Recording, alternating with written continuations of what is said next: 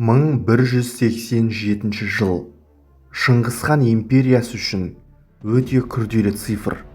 Себебі дәл осы жылы жұмбағы әлі күнге белгісіз болып келе жатқан Жошы ханзада дүниеге келді.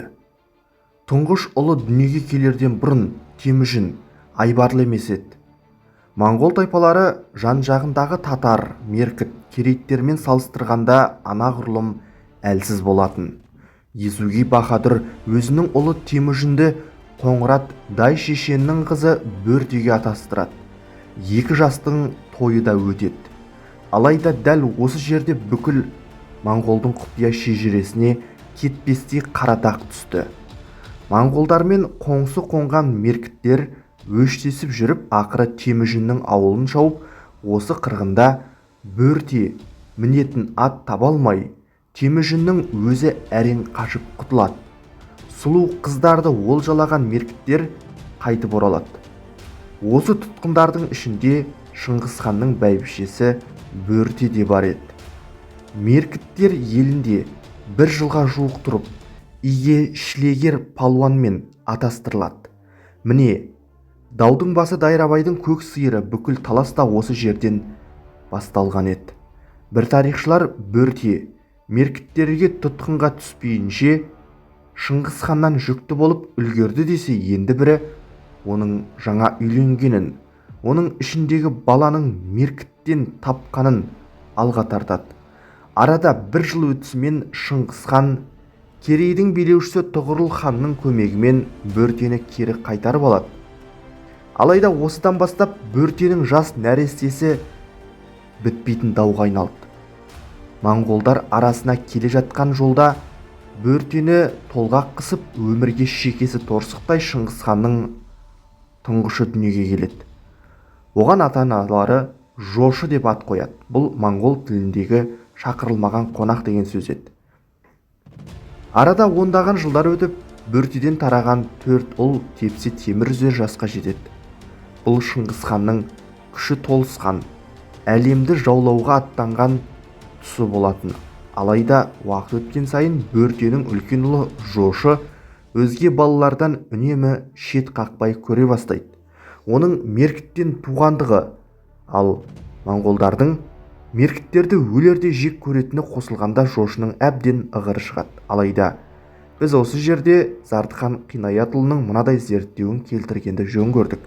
Тарихшы былай деп жазады: Шыңғысхан 1225 жылы Ертісті жайлап, Галба тауының бөктерінде жеңіс тойын тойлап, сол жылы күзде Туланың қара ормандағы өз ордасына қайтып оралғаны белгілі. Қаған осы жылы осы жұртта алда тұрған Сисия жорығына байланысты ұлы жиын шақырды. Жиынға қағанның ұлдары, әскер басылары мен нояндары тай тұяғы қалмай келді. Денсаулығына байланысты тек Жошы келе алмайды. Ұлы жиын кезінде Жошының науқас дегені бекер, есен аман, Қыпшақ даласында құлан аулап жүр деген қауесет тарайды. Бұл хабарды естіп қаһарына мінген Шыңғысхан өзі қол бастап өгедей Шағатаймен бірге Жошыға қарсы аттанбақшы болады. Дәл осы сәтте Жошы өлді деген суық хабар келіп жетеді. Қайталап айтайын, бұл 1225 жылдың қоңыр күзі, ал Шыңғысхан Сисия жорығына аттанғаны 1226 жылдың күз айы. Осындай нақты деректерге сүйенген Джамал Карши, 18 ғасырда өмір сүрген моңғол тарихшысы Гамбужав және басқадай көптеген ғалымдар Жошы 1225 жылы күзде 46 жасында дүниеден өтті деген қорытындыға келген. Тарихшы одан әрі былай деп жалғайды: Жошының мезгілсіз жұмбақ өлімі жайлы айтылған пікірлерді үшке топтап қарастыруға болады.